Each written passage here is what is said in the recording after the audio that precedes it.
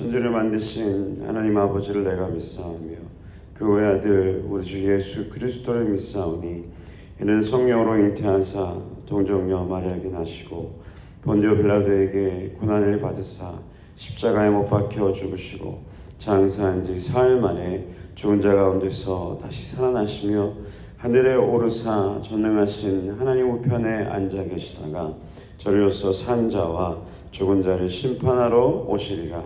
성령을 믿사오며 거룩한 공예와 성도가 서로 교통하는 것과 죄를 사하여 주시는 것과 몸이 다시 사는 것과 영원히 사는 것을 믿사옵나이다. 아멘. 오늘 나눌 말씀은 누가복음 7장 36절에서 50절 말씀입니다. 누가복음 7장 36절에서 50절 말씀. 우리 교독에서 읽고 우리 50절은 한 목소리로 함께 읽겠습니다. 한 바리새인이 예수께 자기와 함께 잡수시기를 청하니 이에 바리새인의 집에 들어가 앉으셨을 때에 그 동네에 죄를 지은 한 여자가 있어 예수께서 바리새인의 집에 앉아 계심을 알고 향유 담은 옥합을 가지고 와서 예수의 뒤로 그 발 곁에 서서 울며 눈물로 그 발을 적시고 자기 머리털을 닦고 그 발에 입 맞추고 향유를 부으니 예수를 청한 바리새인이 그것을 보고 마음에 이르되 이 사람이 만일 선지자라면 자기를 만지는 이 여자가 누구며 어떠한 자 곧 죄인인 줄을 알았으리라 하거늘 예수께서 대답하여 이르시되 시몬아 내가 내게 이를 말이 있다 하시니 그가 이르되 선생님 말씀하소서.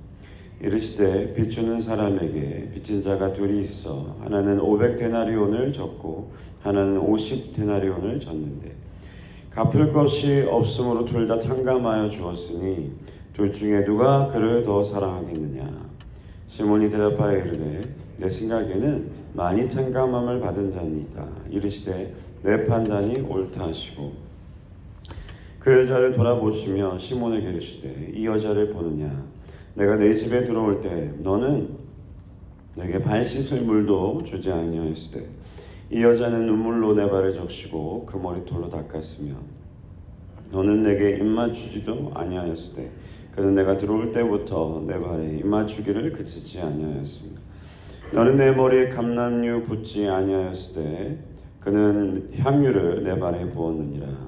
이러므로 내가 내게 말하노니 그의 많은 죄가 사하여졌도다. 이는 그의 사랑함이 많음이라. 사함을 받은 일이 적은 자는 적게 사랑하느니라. 이 여자에게 이르시되 내 죄 사함을 받았느니라 하시니 함께 앉아 있는 자들이 속으로 말하되 이가 누구이기에 죄도 사하는가 하더라. 같이 읽겠습니다. 예수께서 여자에게 이르시되 내 믿음이 너를 구원하였으니 평안히 가라 하시니라. 아멘. 오늘도 누가복음 말씀을 가지고 하나님의 마음을 나누려고 합니다. 여러분 마이크 소리 잘 들리시나요? 네, 오늘 갑자기 뭐가 문제가 생겨서 원래 우리가 쓰던 스피커가 소리가 안 나서 임시로 마이크를 이렇게 준비했습니다. 오늘 말씀의 내용은 한 바리새인이 예수님을 자기 집에 초대한 것으로 시작이 되죠. 그 당시 안식일에 그 랍비가 말씀을 전한 후에 그 랍비를 식사에 초대하는 것은 흔한 일이었습니다. 또 누가의 기록을 보면 모든 바리새인들이 예수님을 대적하고 있지는 않아요. 어떤 바리새인들은 예수님께 예수님의 제자가 되었다는 기록은 많지 않지만 예수님을 따라다니면서 예수님의 말씀을 듣곤 했습니다. 바리새인이 그래서 오늘 말씀에 한 바리새인이 예수님 말씀 마친 다음에 예수님을 자기 집에 초대해서 식사를 대접하는 것은 그 자체로는 대단히 특별한 일이거나 놀라운 일은 아니었습니다. 누가복음 나중에 보면 11장에도 아마 14장에도 보면 바리새인들이 예수님을 초대하는 내용이 나오죠. 그렇게 예수님을 막 대적했던 그런 바리새인은 아니었지만 그렇다고 또 이 바리새인이 예수님을 그렇게 막 환대하고 있지는 않은 것 같아요. 메시아로 예수님을 모시고 있지도 않은 거죠. 39절에 보면 그가 마음에 이르되 이 사람이 만일 선지자라면 자기를 만지는 이 여자가 누구인지 누구며 또 어떠한 자인지 곧 죄인인 줄을 알았으리라. 이렇게 속으로 생각하는 모습이 성경에 나오죠. 이건 반어법인데요. 죄인을 물론 예수님은 죄인을 알아보셨지만 그의 생각에 이 여자가 죄인인데도 이 여자가 예수님을 만지는 것을 가만히 있으신 것으로 볼 때 죄인을 알아보지 못하는 그런 큰 선지자가 아니겠다 뭐 이런 생각을 하고 있는 바리새인 모습이 이제 성경에 나옵니다. 44절 이후에도 예수님이 하신 말씀을 통해서도 알 수 있죠. 이 바리새인이 예수님을 아직 극진히 아주 귀한 손님으로 대접하고 있지는 않아요. 그냥 아마도 사람들이 많이 따르는 사람이니까 그 사람을 집에 초대하는 것만으로도 자기가 자기 의를 드러낼 수도 있고 또 혹시 선지자인가 아닌가 이런 능력이 있는가도 알아보고 뭐 여러 가지 마음이 있었겠죠. 여하튼 자기 집에 예수님을 초대했다는 것은 자기가 주인공이라고 생각했을 때 할 수 있는 거죠. 그런데 그 바리새인의 집에 37절에 보면 진짜 오늘 말씀의 주인공이 그 시간에 그 장소의 주인공이 등장하죠. 누가 오늘 말씀의 주인공이죠? 죄 많은 한 여인. 죄 많은 한 여자가 바리새인 시몬 집에 등장을 합니다. 여러분 셰퍼드 라이프 공부하시면서 뭐 다 공부하시겠지만 바리새인은 우리가 생각하는 것처럼 그렇게 미움을 받았던 파는 아니에요. 바리새파는 참 그 당시에 유대인들에게 존경을 받던 사람들입니다. 왜냐하면 경건한 삶을 살려고 애썼고 또 많은 사람을 도와주고 겉으로 드러나는 모습은 참 좋은 모습이 많았기 때문에 사람들에게 존경을 받았죠. 그런 인기 있는 바리새인 시몬과 이름도 없는 그 당시에는 가장 천한 대접을 받던 여인, 또 특별히 아마도 몸을 파는 여성일 가능성이 높은 이 여인을, 이름도 없는 이 여인을 대조해서 이렇게 소개하고 있는 것이죠. 사실은 이 여인이 오늘 말씀의 주인공이죠. 여러분 잘 아시는 것처럼 오늘 말씀에 나온 이 여인과 비슷한 모습이 다른 복음서에도 등장하죠. 마태복음 26장에도 마가복음 14장에도 또 요한복음에도 이런 모습이 등장하는데요. 신학자들은 물론 어떤 신학자들마다 견해가 좀 다르긴 하지만 대부분의 신학자들은 비슷한 모습이긴 하지만 그 다른 복음서에 등장한 옥합을 깨뜨려 예배한 여인은 베다니 마리아라고 봅니다. 지금 지역이 다른 지역이기 때문에 아마도 오늘 우리가 읽고 있는 발견하고 있는 이 여인의 예배는 아마도 다른 여인일 것이다 이렇게 얘기하죠. 그렇지만 향유 옥합을 가지고 예배하는 모습은 같습니다. 여러분 향유 옥합을 가지고 예배한다는 건 어떤 의미인가요? 오늘 말씀에도 500데나리온이라는 큰 돈이 나오기도 하는데 한 데나리온이 하루 인건비니까 300데나리온, 그 당시에 향유 한 통의 한 병의 가격이 300데나리온 정도 됐다고 하면 1년치 인건비죠. 아주 어마어마한 큰 돈입니다. 아마도 전 재산을 의미하는 돈이겠죠. 아마도 이 여인의 전부를 의미하는 거겠죠. 이 여인이 삶의 전부를 하나님께 예수님께 드리겠다는 그런 마음이 없으면 절대 드릴 수 없는 귀한 물건이었죠.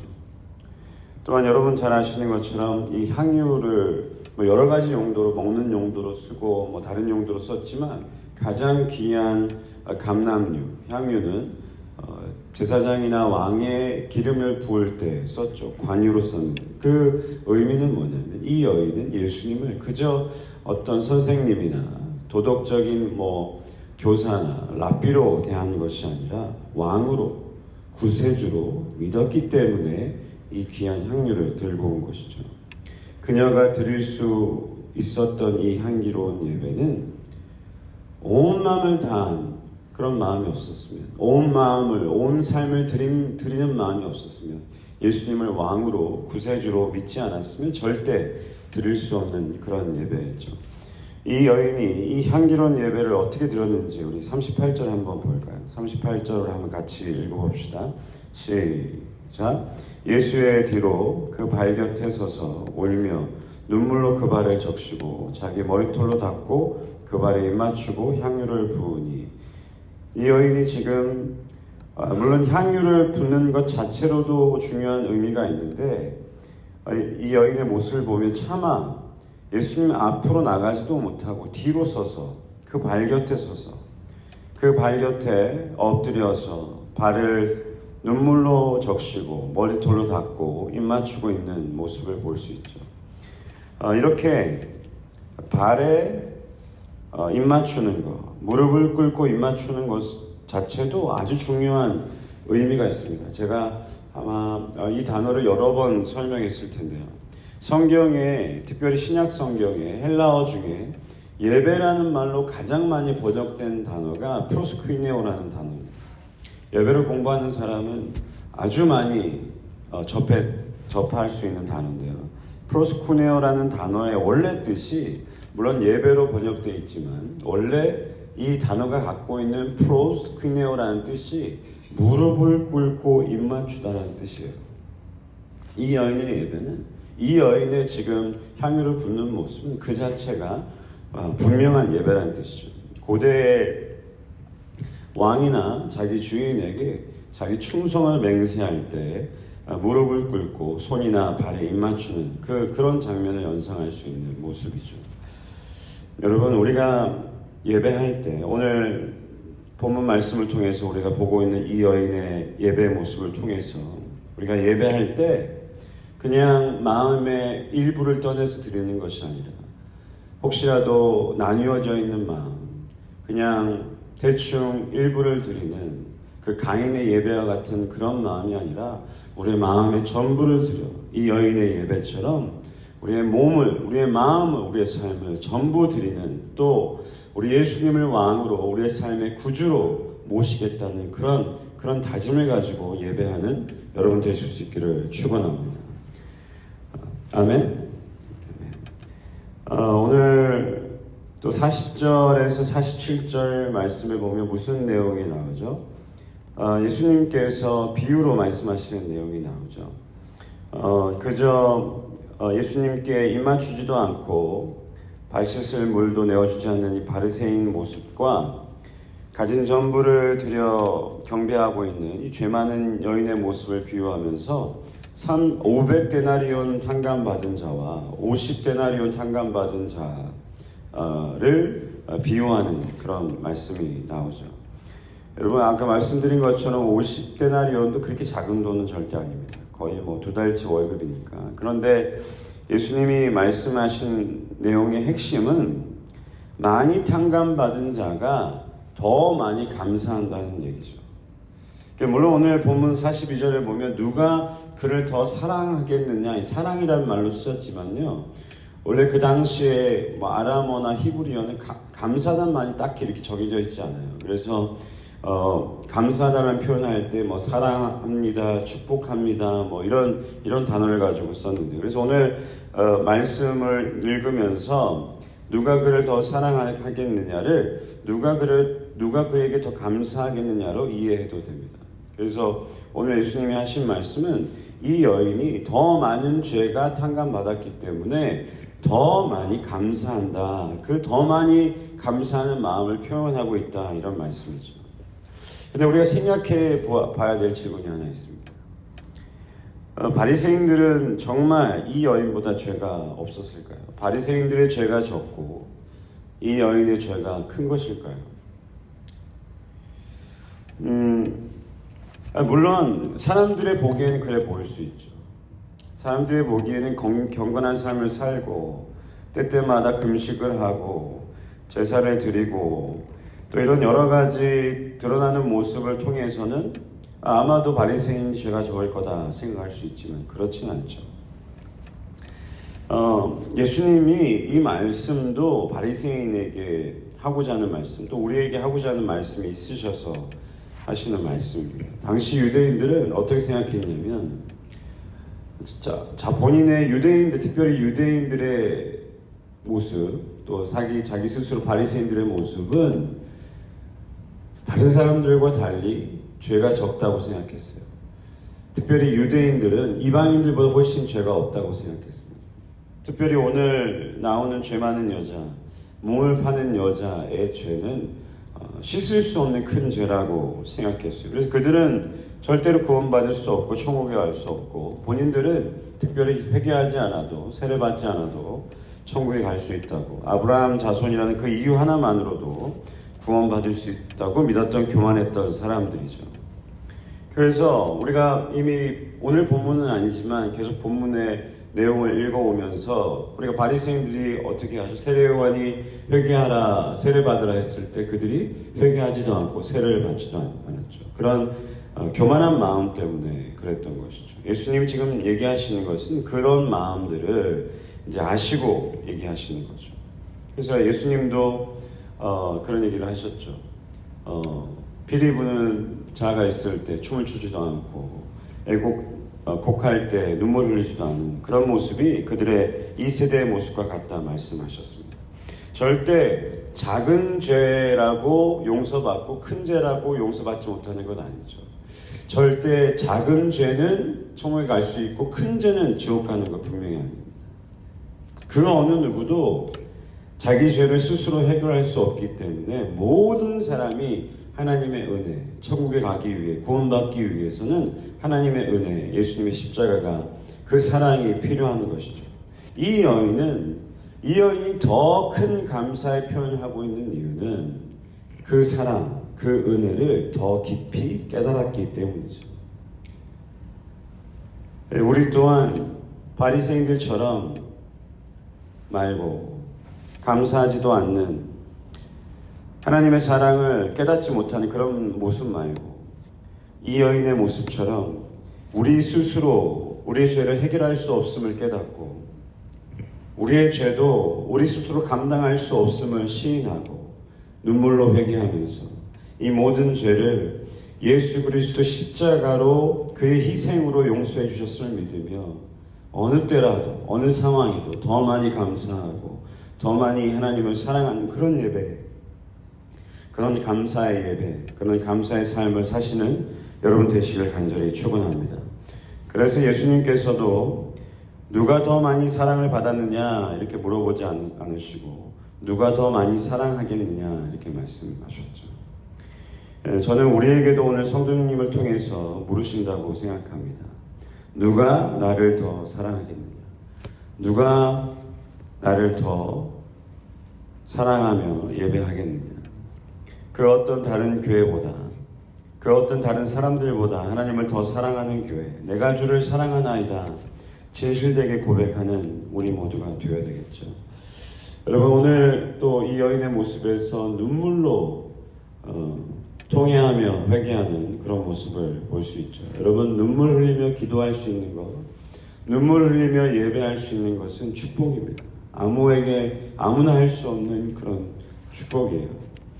제가 예배학을 공부하면서 그 숙제 중에 하나가 다양한 교회를 다녀보면서 예배하고 레포트를 쓰는 것이었습니다. 거의 뭐 비슷한 교회를 가면 뭐 점수가 낮겠죠. 아주 다른 모습으로 예배하는 교회. 그래서 제가 아주 현대적이고 특별히 형식이 얽매여지지 않고 그런 분위기, 그 모던한 분위기의 예배를 드리는 교회도 찾아가보고, 또 거의 뭐 천주교처럼 아주 형식을 정해놓고 성공회 교회에 가서 그렇게 아주 다양한 모습의 예배를 드릴 때가 있었는데, 하루는 그 영국 성공회 교회, 뭐 개신교이긴 하지만 겉모습은 거의 천주교랑 같은 그런 교회 한번 가서 예배를 드린 적이 있습니다. 제가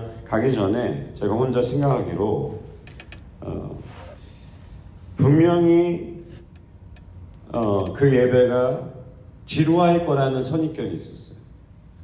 저는 한 번도 천주교 교회 가서 예배 드려본 적이 없기 때문에 그냥 느껴지는, 교회도 중세시대 교회처럼 생겼고 예배 그 오더를 보니까 이런 예배를 어떻게 마음을 들여서 드릴 수 있을까, 그런 선입견이 먼저 들었어요. 그런데 예배가 시작되고 성만찬을 하는데 그 오르간 소리가 나오고 이제 막 사람들이 흐느껴 오는 소리가 들리기 시작했습니다.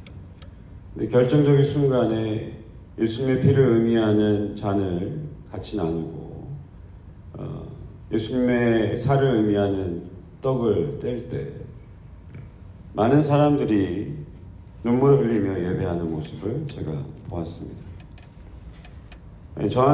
저에게는 상당히 큰 충격이었고 신선한 모습이었습니다. 저는 분명히 이렇게 옛날 방식으로 예배에서는 마음을 다 드리는 그런 감격적인 그런 예배를 드릴 수 없을 거라 생각했는데 그렇지 않았어요. 겉으로 드리는 예배 방식이 다를 뿐이었지 그들은 정말 진심으로 눈물을 흘리면서 예배하는 모습을 제가 볼 수 있었습니다. 여러분, 제가 겉으로 춤을 추면서 예배하자, 꼭 그래야 된다, 꼭 눈물을 흘려야 된다, 겉으로 그런 모습으로 예배합시다, 이런 얘기를 하는 것이 아닙니다. 우리가 여러 가지 다 이유로 모든 예배 가운데 춤을 추지 못하고 모든 예배 가운데 눈물을 흘리며 예배하지 못하더라도 우리의 마음은 늘 진정으로 감격해서, 우리의 마음은 도저히 참을 수 없는, 멈출 수 없는 그런 기쁨으로 우리의 마음은 춤을 추고 우리의 마음은 늘 그 크신 사랑에 감격하여 눈물 흘리며 예배하는 저와 여러분 되실 수 있기를 간절히 기대하며 기도합니다. 예수님은 이런 여인의 예배를 받으시고 죄를 사하여 주셨죠. 칭찬해 주시고, 오늘 말씀에 보면은 죄사함을 받을 것이다가 아니라 이미 죄가 사하여졌도다 완료형으로 선포하셨죠. 이미 이 여인은 예수님께 나오는 순간부터 자기 죄가 사하여졌음을 믿었습니다. 그래서 큰 감사의 표현을 할 수 있었죠. 우리도 바리새인처럼 말고 49절에 보면 앉아있는 자들이 예수님이 누구이시기에 죄도 사하는가 이렇게 수군댔지만, 우리는 하나님이신 예수님께서 우리의 죄를 사하러 이 땅에 오시고 메시아로 오셔서 이미 그 일을 이루셨음을 다 믿는 사람들입니다. 믿으세요? 예수님이 십자가로 여러분을 구원하셨음을 믿으십니까?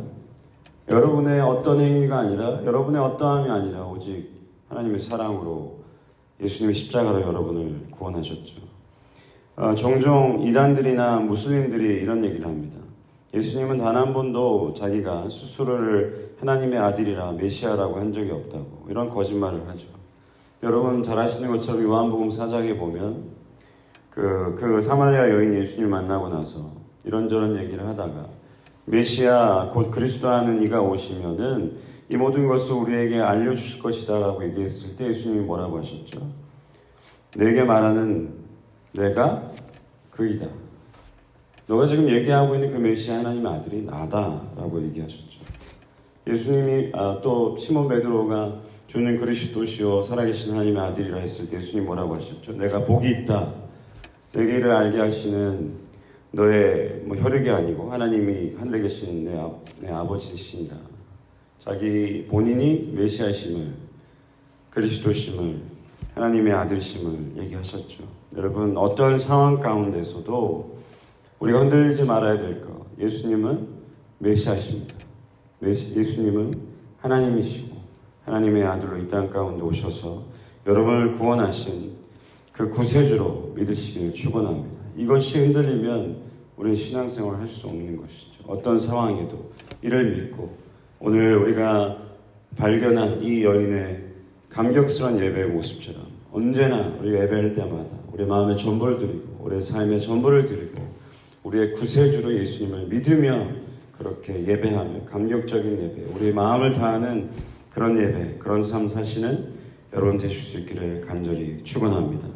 우리 오늘 말씀 생각하시면서 기도하시겠습니다. 올해 우리 교회의 표어인 내가 주를 사랑하나이다. 그 진정한 진실된 고백을 우리가 다 할 수 있도록 하나님이 우리에게 베풀어 주신 은혜를 잊지 않도록 내가 적은 죄가 용서되었다 교만하지 않도록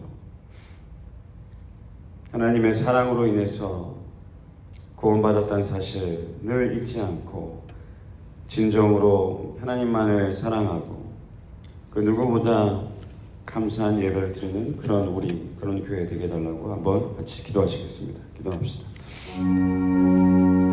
하나님 아버지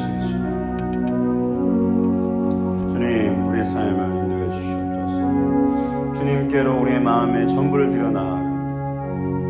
하나님 우리와 함께하여 주시고 우리의 죄를 용서하여 주옵소서. 바리새인들처럼 자기 죄가 적다 얘기하며 예수 그리스도의 십자가 없이도 구원받을 수 있다 얘기하는 그런 삶의 모습이 아니라 오직 예수 그리스도로 그 은혜로 구원받았음을 우리의 마음 깊숙이 감사하며 예배할 때마다 마음의 전부를 들여 예배한 우리가 되게 도와주시옵소서.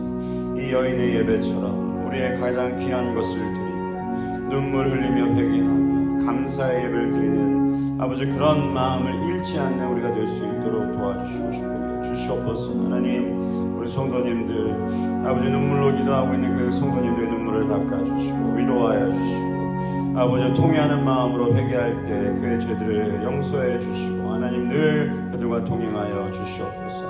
늘 함께하여 주시옵소서. 오늘 하루도 삶의 예배로 주님이 기뻐하시는 주님이 받으시는 그런 귀한 예배 드리는 우리가 될 수 있도록 축복해 주시고 하나님 온전히 주님의 사랑으로 인해서 온전히 주님의 그 크신 은혜로 늘 감사하는 삶을 살아가는 우리가 되게 도와주시옵소서. 예수 그리스도의 이름으로 기도했습니다. 아멘. 하늘에 계신 우리 아버지여 이름이 거룩히 여김을 받으시오며 나라의 임하옵시며 뜻이 하늘에서 임한 것 같이 땅에서도 이루어지이다. 오늘날 우리에게 일용할 양식을 주옵시고 우리가 우리에게 죄 지은 자를 사하여 준 것 같이 우리의 죄를 사하여 주옵시고 우리를 시험에 들게 하지 마옵시고 다만 악에서 구하옵소서. 대개 나라와 권세와 영광이 아버지께 영원히 있사옵나이다. 아멘.